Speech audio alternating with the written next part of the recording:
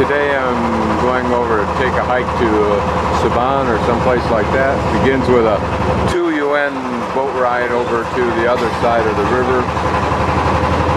And then I hike up that way towards Yangshuo. Up there is the peak we climbed yesterday to get the sunset views, and over there is the small town of Xingping, which is a very enjoyable place to stay, and the international hostel there is excellent. Beautiful 3-bedroom dorm room. That's the route going up to Yandi. Ni hao.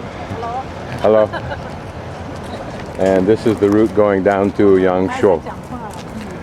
So we're in Xingping, right where that red dot is. I just came from there across to where the left there, where it looks like I don't know, 2 lines come together, orange lines, and it goes off to something that says Dahabi or something like that. I'm going to be going along the lower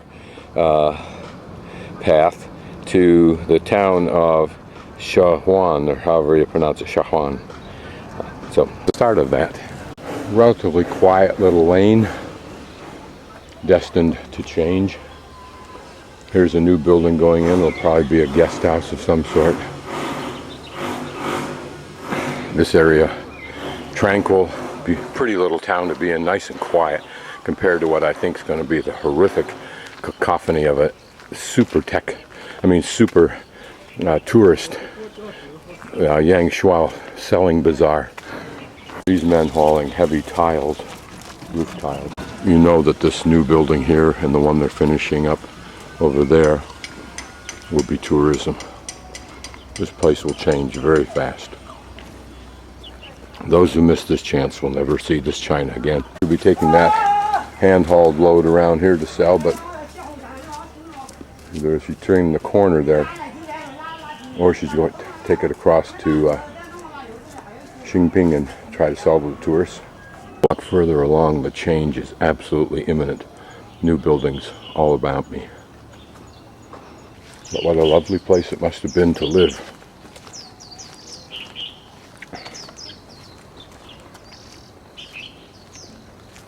This is interesting.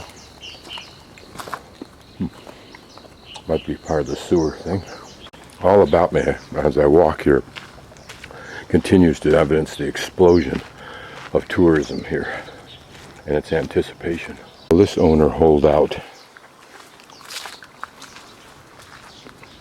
What's interesting is what will they do with all the people that get here?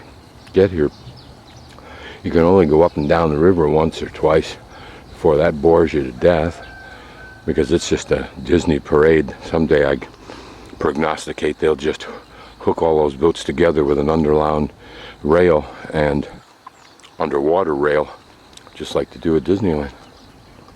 So you can come here and look at the karst peaks, but maybe they'll be wise and develop even more hiking trails than this little route that I'm on. Maybe there are caves that can be explored. But no matter how hard they try, they'll never be able to catch up to the inundating effect of the huge population of China. These kind of little oranges abound in this area. I'm not sure if they grow the bigger ones or not. Very tasty. Quiet little lanes like this, not long to last. But I'm certainly pleased that I got here. I'm doing exactly what I like to do during the day, and that's hike out and where the people are and get away from the tourists.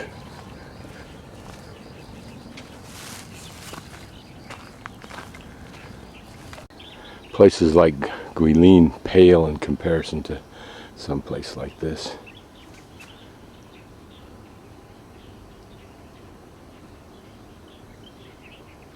Here's this plant up close. Look at the multiple colors on the flowers.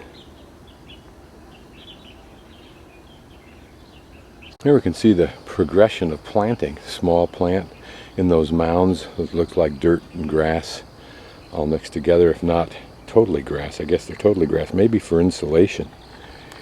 And then they get bigger and they're on their own. These may be the same plants that I saw at the Yucun Village in Longshen that I couldn't identify. They may just have been small orange trees. How lovely and peaceful it is out here. Real treat.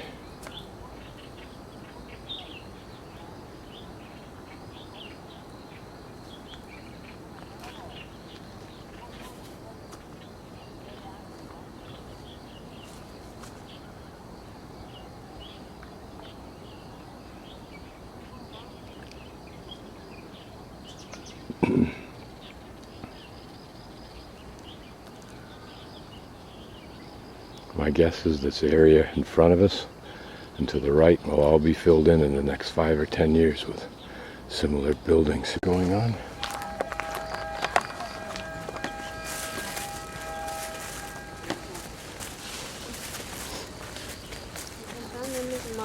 Ni hao. Ni hao, hello. Hello. 再见.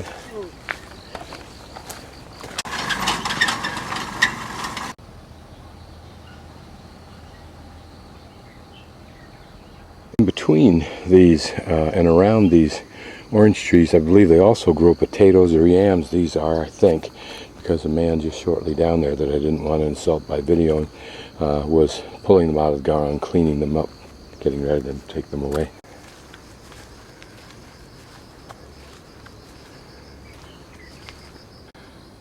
Here's a signpost that if you can read Chinese will tell you where to go. Could look at my map and figure it out, but more fun to just wing it. Here another tourist with a tremendous backdrop.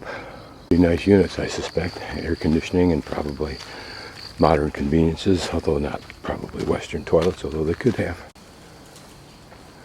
Quiet little place. Great refuge from the cacophony of China for all nationalities. And looking at the face here, you can see the caves networks.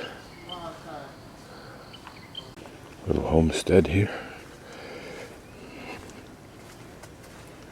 Anticipating more building on its own. And here the trees laden with oranges. They're the large version of orange. And here that curious fruit that I haven't looked at yet. It kind of reminds me of pomelo, but it's not the same, I don't think. Although those are large enough, maybe that's what they are.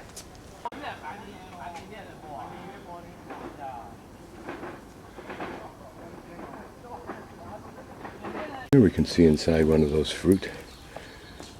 I don't know if the hole represented a place where there were a pile of seeds or one big seed. I don't.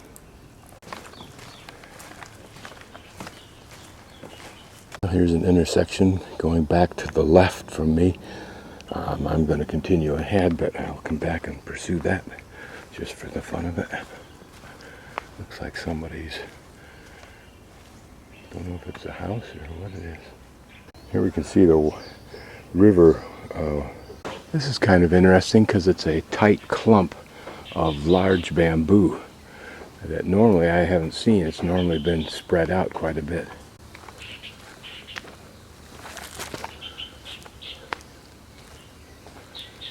This looks like a river outwash or the sides of a river basin. When it's in flood, it would cover this, move these rocks here. Here, an old archway.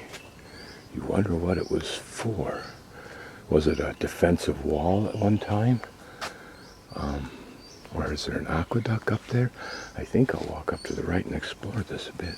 Here looks to be some of those same plants that are getting quite yellow with brown spots, and this one almost brown on top, as though they're letting them go for some reason to fallow. Taking a spur path that just goes up into the hills, it looks like. So we'll follow this. This part of the trail looks like the local rock quarry. They'll break these rocks up. Probably some a little bit smaller than they are, but if they can get one rock in a basket, then get two baskets to bring down here.